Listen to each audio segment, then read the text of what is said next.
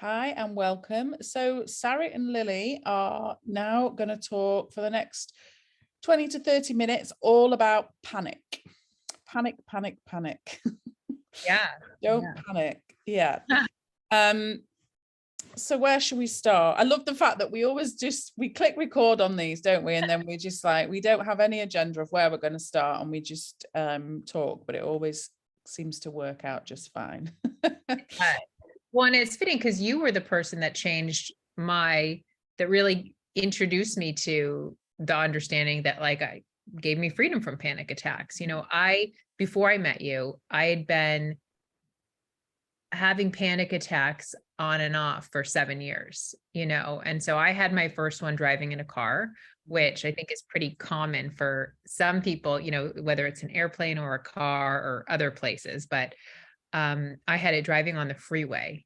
And as what happens with a lot of panic, then I would have panic attacks about worrying about panicking. Yeah. Mine was induced because it was from a medication. But who knows, maybe I would have had a panic attack later on, Anyway. sometimes Yeah. people say, oh, you regret it. I mean, obviously no one would say, oh yeah, I love it. But I mean, I have such peace with it because that was just part of my story. And also, honestly, it was probably a blessing in disguise. I do really feel like a panic attack is a natural wake up call, but I didn't think it then. But I guess we could even start. So my panic attack, what came with it was I thought I was like losing my mind. I thought I was, because mine had that feeling of derealization and depersonalization. So I really thought I was like gonna go crazy or something. I'd never experienced anything like that.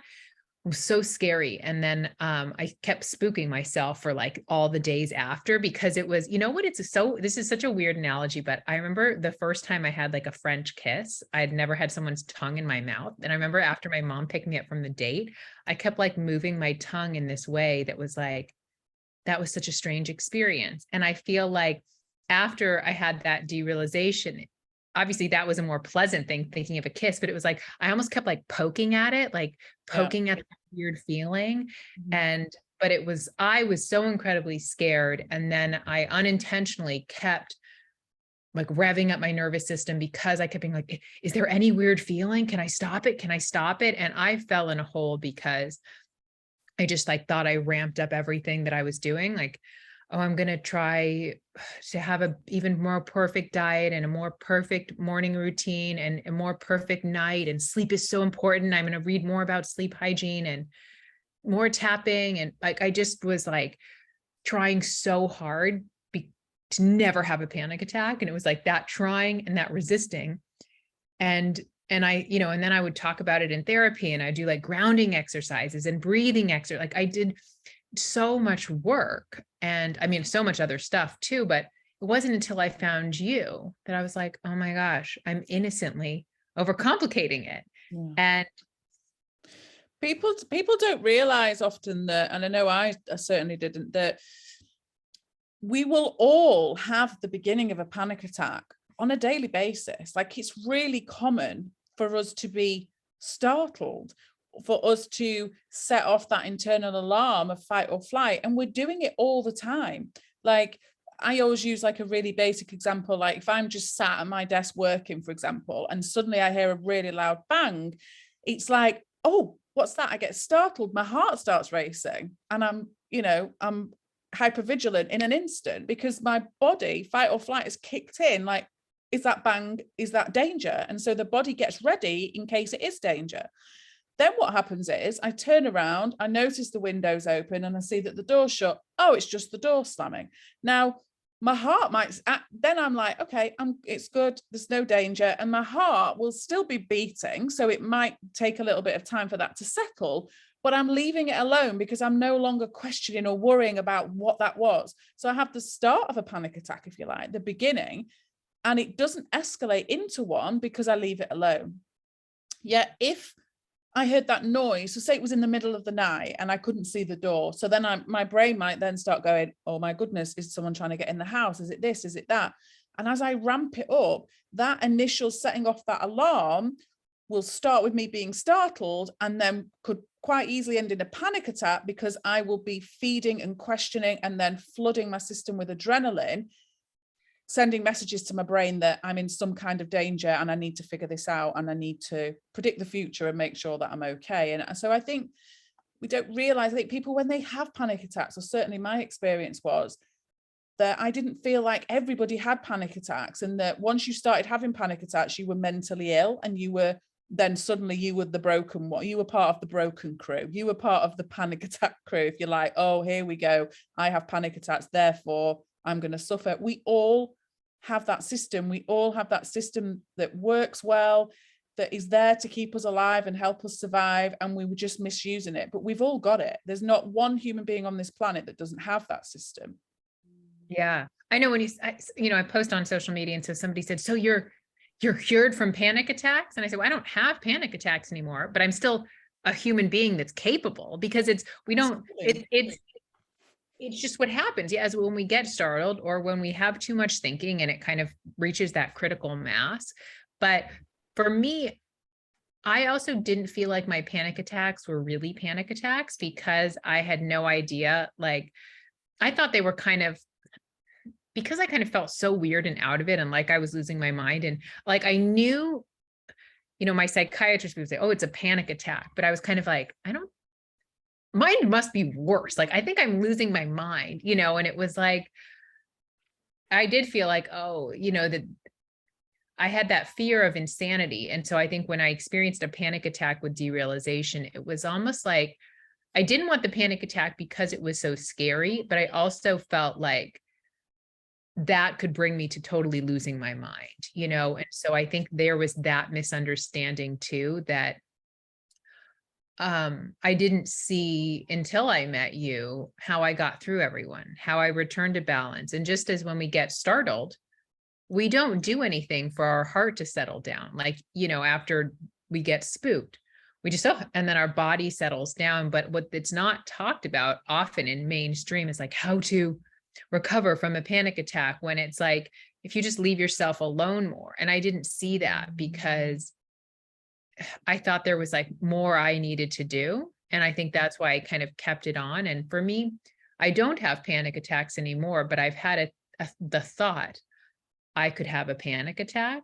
And it's because I don't fear them at all. It's been a true wake-up call when it's like, oh, I didn't see it until then. Last summer I had COVID, and my dad was sick, and it was all this talk of COVID, and my kids were going to go back to school. And I felt, when I had COVID, it really messed up my blood sugar and my diabetes. Like it took me out of the honeymoon period that I'd been in for like almost 4 years. It's fine also. I'm not in it. I have to use insulin, totally fine. But I really didn't want to be where I'm at now with it. And so I had this in my head, like, I can't get COVID again, because it was such a roller coaster with blood sugar. My kids were going to go back to school. I just had all this thinking. And I remember, driving to one of the drugstores to look for these little masks for them. And it wasn't this summer, it was, a year and a half ago. And I had a thought, oh, I could have a panic attack. And it was like, oh, and I realized in that moment, oh, I'm just in my head. I had reached this critical mass. And it was, so for me, anytime I've had that thought, and I haven't had it since then, it's really such a beautiful thought, because it helps me to see, like, and that moment when I had that, I thought I could be very justified to continue to stress and freak out. Because I remember being in the store, and the person checking me out was happy. And I was thinking, how can he be happy? Everything seems so weird. And then I thought I could still do this, or I could just make peace. And at that moment, I made peace, and I said, you know what? I will be okay if I get COVID. I will be okay if my kids get COVID. I'll be okay if I die. I'll be okay if my kids die. Like, as weird as that might sound, it was like this peace. And if I don't think I had that panic attack thought, it was just like a tap on the shoulder, And so for me, how I view it is so different now, because before it would have been like, I don't want it. And now I'm like, oh, and that was just a thought. I could have a panic attack, which meant for me, oh, I'm just really in my head. I'm really scaring myself. Yeah, and it's like one of the sort of metaphors or analogies that I often use with it, and it's just is it's like, say, you know, if you work in an office building or somewhere, or buildings, they all have fire alarms, and they have fire alarms to keep us safe and from burning in a fire. Like the alarm is there to protect us. Same way we have fight or flight in our system. Now, I can remember, you know, these alarms get tested they get tested to make sure they're working. And if you're in an office building, if you know that there's going to be an alarm test that morning, and that alarm goes off, for that split second, it's like, oh shit, the alarm. Yeah. And it's loud and it's intrusive. But then it's very easy to actually carry on with your conversation with a colleague, even with that piercing noise going on, once you know what it is. Because it gets quieter because you're just not focusing on it. You're just not paying attention to it. And then it goes off. For me, when we don't understand how the system works, we don't understand that it's a false alarm or a practice. That's when, so if the fire alarm went off and it wasn't a practice and there wasn't a scheduled fire alarm, then it would probably stay really loud because we'd be focusing on it and going, hang on a minute, what's happening? Is there a fire? Where is it? Are we safe? How do we get out? And it's that with our, your experience that you've just talked about, and what my experience was, is that yes, I can still feel startled and panicked, but it doesn't have the same intensity because I understand it more. So for me, it's like, it's just a test. It's just a test alarm. And it's a test because I know I'm not faced with imminent danger. I'm just imagining perceived danger. And the other thing with panic attacks, I was talking about this with someone the other day, when I was looking back on reflection, and I've had hundreds of panic attacks, hundreds, and mine were different to yours in that mine weren't derealization or depersonalization. Mine would be very physical, hot, sweaty, feeling like fear of passing out, really, if you like, thinking that I was going to drop dead, basically. And it would always often end with me crying hysterically or being sick. So it was like my release was to be sick or cry. And I was thinking back to having this discussion with someone, and I can say categorically that not one single of those panic attacks that I experienced were ever in situations where I was faced with imminent danger. Not one. I was never faced with imminent danger. It was always perceived, every single one. And on the flip side to that, I have been in situations, thankfully not too many in my life, where I have been in some really difficult, potentially perceived dangerous situations. Particularly, I worked in the special police force when I was at university, and I was going into some situations there that were really dangerous. And I never had a panic attack once in those situations. And the reason for that is, when we're faced with danger and that adrenaline floods in our system and it's useful because we're faced with danger, it works well, it's useful, it keeps us alert, it keeps us vigilant, it makes sure that we're aware of what's behind us, what's to the side of us, it works. And so in those situations where we are faced with something dangerous or scary or, real imminent dangers, we deal with them.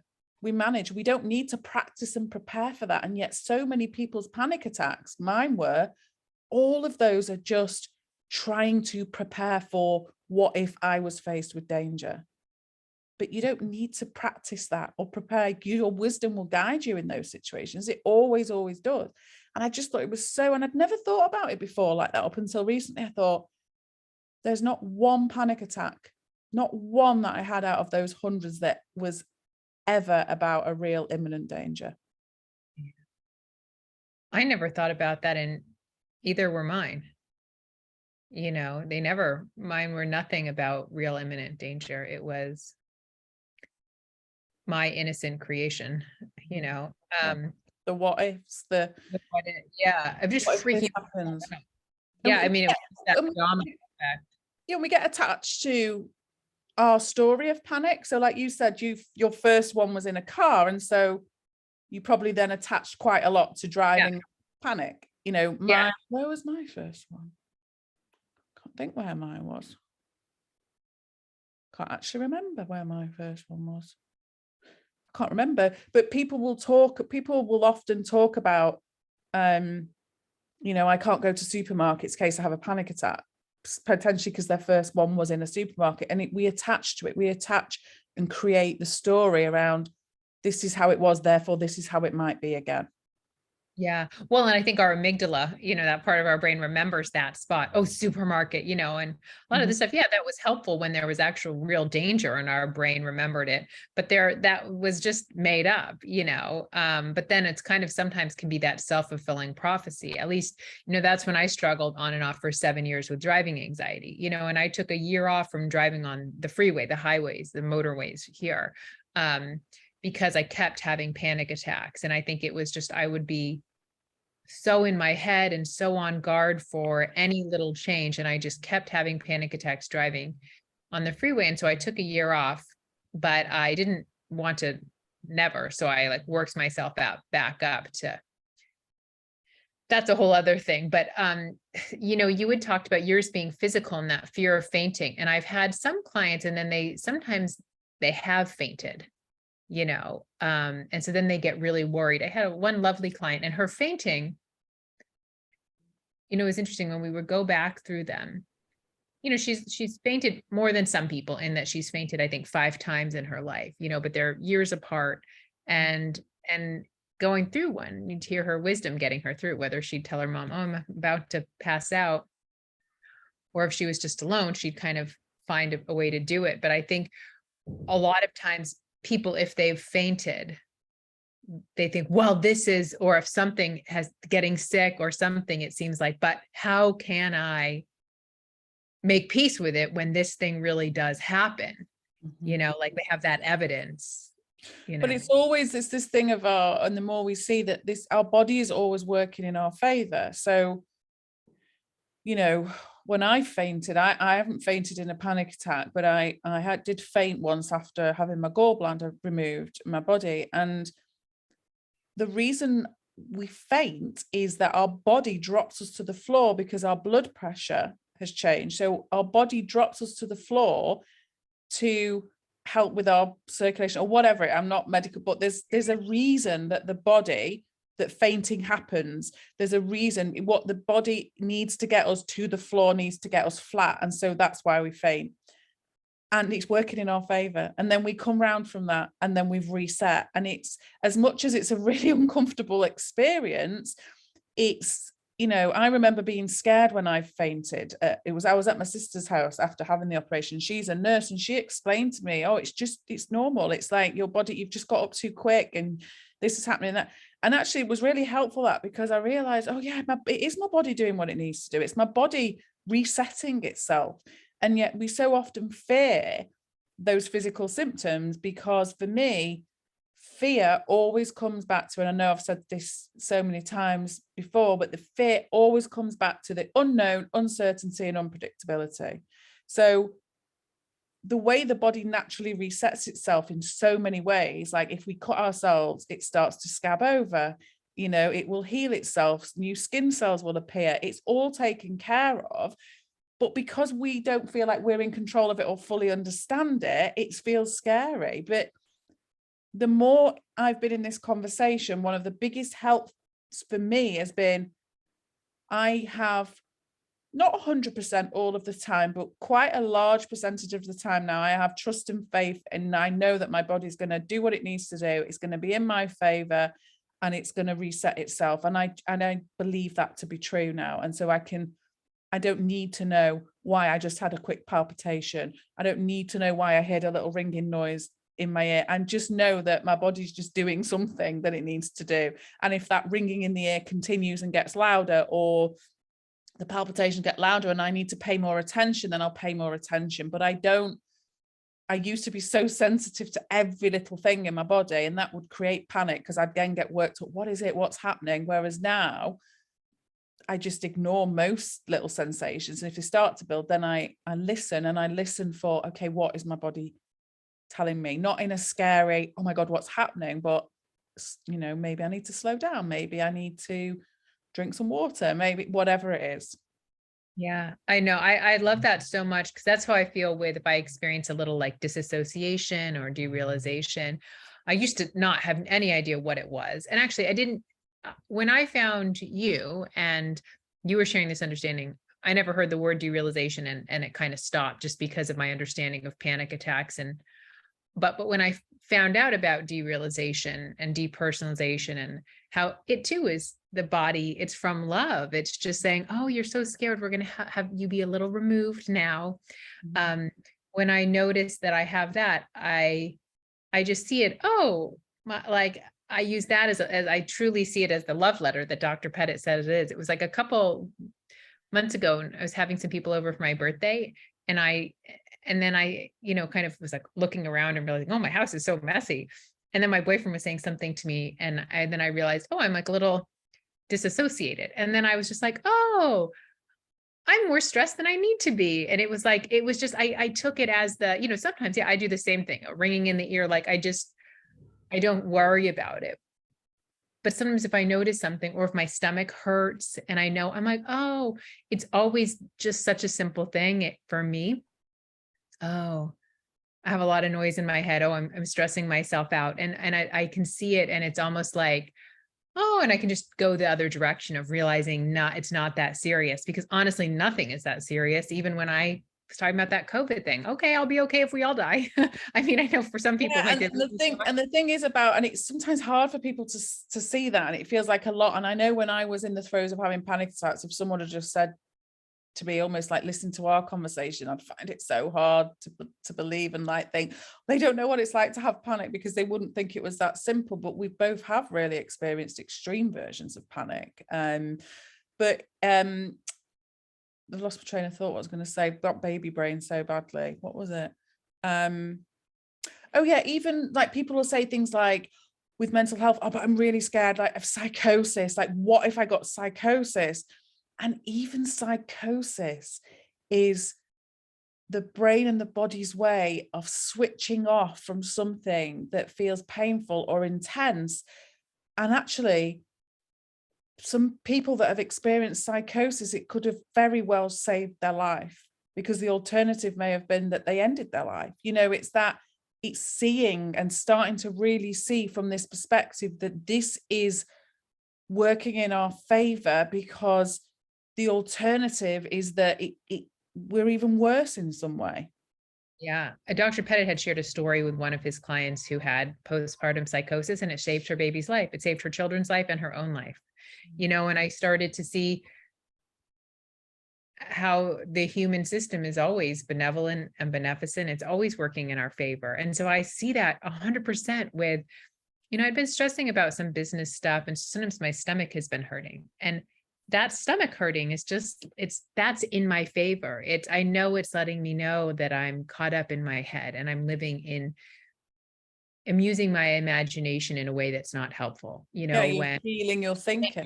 I'm feeling thinking. And so if I didn't have that pain, it's just like as if I put my hand on I'm getting near the fire and I didn't feel it. I want to feel the fire. I want to have a panic attack. I want, it is a natural wake-up call. It is a love letter. But to your point, sometimes when I've posted on social media, and sometimes people have said, well, this is few, because I get mostly love, so much love, 1% is not. But somebody a few times has said, oh, you must have not really had panic attacks then, to go to your point. And I really did, for 7 years, I had, I really struggled with I couldn't drive. I thought I was what led me to keep searching for a different way is I didn't know if I was going to be able to continue to work, and I know there are probably people that their best thing was to not work. I'm not saying good or bad, or that I was better or worse or anything, but I was so afraid of getting to a place when I would need to take time off work and go to a mental hospital. And to me, that was like, that could be the worst case. And it was like, it was so hard to just maintain. And a lot of it was because the panic was I just had so much thinking about it. It seemed like it was front page news. And so, but when I met you, I felt like, oh, your panic is just as bad as mine, because I had this, which I think a lot of people with anxiety and panic, they think nobody has it as bad as me. And I really, I would talk to psychiatrists and therapists, and they were lovely, but I'd be like, we're not the same. You don't get me. And then when I heard your story, I'm like, oh, she's crazy. Well, no, it was like, I realized And then you bounced back. So I was like, oh, there's no point of no return. Like I think because you shared so openly, you were the first person that I felt like got it, and so I know that we're sharing here. And so if this is somebody's first time listening, they might think we didn't get it, but we do get it, we really do. Yeah. And it's not, like we were saying before, it's not a case of, oh, we're not trying to get to a place where we become immune from ever having a panic attack, because it is also what keeps us alive and it's important, but it's about not consistently, innocently keep misusing the system, setting off the internal alarm unnecessarily and creating such a huge amount of suffering. I think the last time I did this, because I'd gone probably for about 8 years without a panic attack in this conversation. And then when I found out I was pregnant at the age of 43, I had probably, what I would say is moments of panic attacks again for about 48 hours. But what was different this time is it was like I had the sweating, the physical, like the retching, the adrenaline, the wanting to be at home and not wanting to be anywhere else, feeling like I wanted to run away, but also not run away, all of that stuff. But the difference was I knew deep down this time, through this understanding, I knew this is going to pass. This is temporary, because I have got myself so stuck in my head and I am what ifing and I am worrying and I am trying to predict the future. And no wonder, with the busyness that's been in my head the last 2 days, no wonder my body is reacting to what I've been telling it in my mind. And even though I was doing it and felt like at the time I just couldn't help it, I was compassionate with myself. Going, okay, I'm just a little bit startled. I'm a little bit shocked, and this is the response. And I've gone a little bit too much into my head, and this is the response. But because I understand how they work, I knew they would pass. So I was able to eventually leave it alone. And it did pass much quicker. Because previously, in years before, that would have potentially escalated into panic attacks for weeks, if not months. Yeah. But I wasn't, as might sound daft, it wasn't pleasant having those couple of days of panic, but I wasn't scared of it. Yeah. Well, because it wasn't unpredictable or uncertain, or at least it was, when you had talked about those three, it seemed like you had that understanding and it reduced the fear. And also then you were able to let your body do its own thing. You didn't add on to it with your thinking or your meddling. Yeah. One of the most useful things I learned about panic was that adrenaline doesn't stay in your system for very long. It's got a very quick shelf life, whatever you call it. It releases from the body very quick. And I didn't realize that. So if I ever get any physical sensations that I know is adrenaline, I often feel it in my fingers, like a little bit like something's in my blood. I can almost feel the adrenaline. And now when I feel that, and I don't always know why it's there, well, I know that my mind must be busy, but I'm not always aware and conscious of those thoughts. But when I get the physical sensation, I know that is a result of my thinking, even if I've not been aware of it. But the difference now is I don't think, oh my God, I must be anxious. I must be panicking. What's going to happen? When's it going to go away? Now I know that adrenaline, after 8 minutes, completely leaves the body. After about 4 minutes, it goes down by half. So I know that if I leave it alone, that adrenaline is going to dissolve in my body. It's going to go, and it's going to go actually quite quickly. Yeah. That's so interesting that you said that too, because I remember hearing that from Bill and I had no idea, because my panic attack would sometimes last like a full day, it'd be especially you keep it's like you keep putting more adrenaline in your system by worrying and layering the worry. Yeah. And for me, sometimes I can actually really feel like I am riding that wave, where I can't remember what it was, why I felt like adrenaline. I don't know what it was. I can't remember, because it wasn't a panic attack. I don't know, but I would feel it come, and the moment I didn't add on to it with my thinking, but then I could feel it coming down. I think, oh, I could ride this out. And so when it would kind of come to its peak again, I didn't really worry, because I would know then it would also come down, and it was like that predictableness of it, and just know. And I have been more stressed, but so sometimes what I used to do, before being in this understanding is I would unintentionally hold my breath Mhm. and then I would obsess about it. And I would just like, it would be this long thing. And I would try, was like my breathing thing. It was just such a nightmare. And this past few weeks, I've been recording to do this longer course. And actually, what I realized is because my breath started to get weird and I think, oh, I guess I'm really stressed about this, but I just let it be because I knew I'm not going to meddle and it will eventually settle. And then towards the end, I realized I was having a hard time breathing because I was talking so much and recording it. And it was just really interesting to see this. But some of it, my brain was chattering away and saying, you haven't been this stressed for over 4 years and you haven't had this breathing thing for so long. And now it's going on, but I just kind of like let it be. And I knew I'm not going to fool around with it and I did. I mean, I honestly, my breathing was slightly off for a few weeks, which it had never been, but it was like my wisdom. I was like, I'm not going to really think about it. And then it was literally, I think the last day or two of recording. And I'm like, oh, because I was reading poems and I realized I don't actually think it was all stress. It was really that I was having a hard time breathing and talking, and it was me doing all the talking. And it was like that understanding also. And then it just stopped. But it was the contrast between how much I used to freak out about it. And then it was like, okay, it came. But just when you were talking about the panic attacks, it was like, I also know for what I did was I tried not to make it front page news or such a big deal. And sure, it did last a few weeks in that I was aware that my breathing was off, which hadn't happened. But it didn't get to the point. I'd think about it and then I'd go on with my life. And yeah, if I had stopped recording and it was still there, I'd know I address it. But I was like, I think also once I stopped recording, And also, I bet if you added up the actual amount of seconds and minutes where your breathing was dysregulated, it would probably be absolutely nowhere near the extent that you think it was. yes, no, it's really true.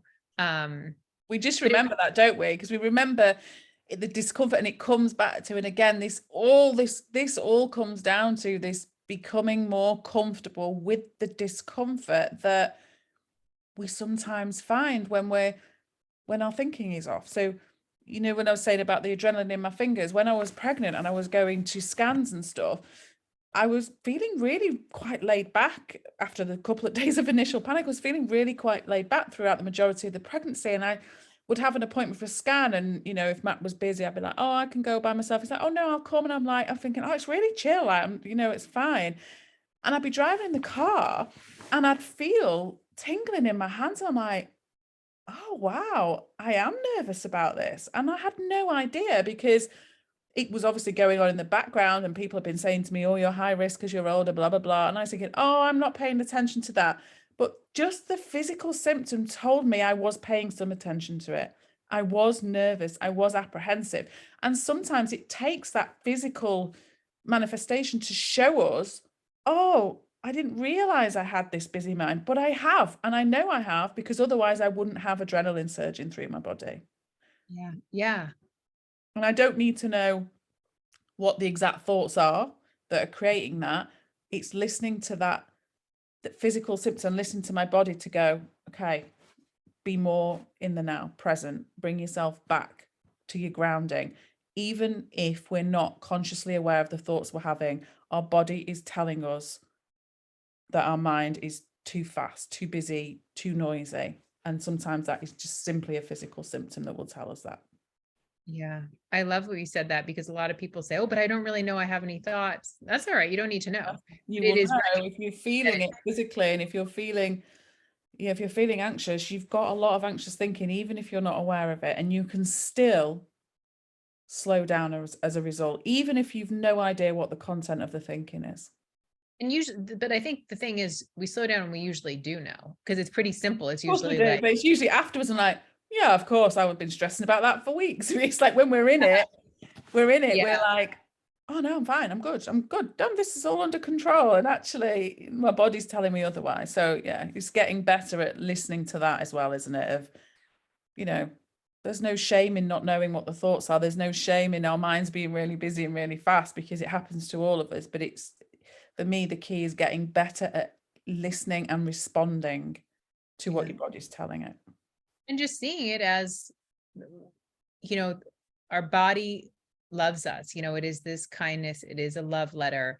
And it's seeing it without judgment. It's just, oh, and and I know for me, there's just the big ones. I'm probably, going to have too much thinking about money or too much thinking about, well, my kid's health or, like, oh, so I'm not going to go and investigate what's this big thing. It's kind of like, or I'm just taking life too seriously. Like I'm not, in that moment. But yeah, I think it's so much simpler. And just to see when we don't feel good, it is just an invitation to just kind of just drop our thinking, get present, but know that it's nothing wrong, no emergency. We all get caught up. And that's why it doesn't mean you're broken, you're working correctly. Like when your fingers tingly, or when my breathing gets weird, or yeah, my head starts to feel weird. And I noticed I started to think of that differently, because sometimes I'd be so on the lookout for feeling weird. I'm like, what is even that means? It's just my head's noisy. All right, cool. So I have a noisy head and I can just settle down. Yeah. I hope it was helpful for people. Yeah, me too. Hopefully it will be. Yeah. So we'll love everybody and leave everybody then, and hopefully, yeah, that's if at least nothing else, you realize that you're not alone in how you can feel sometimes with that discomfort and what it brings, but also just know that this is not living in constant panic is not a way that we need to just learn to manage and live with. We can get to the other side of that, where we're not living in fear of it, and it's not a constant feature in our lives as soon as things get stressful. Yes, beautiful. I hope we just are two stories of hope, that we can kind of be here, Yeah, lighthearted conversations, smiling. still perfectly imperfect humans. Yeah, absolutely. Okay, thanks everyone. Bye.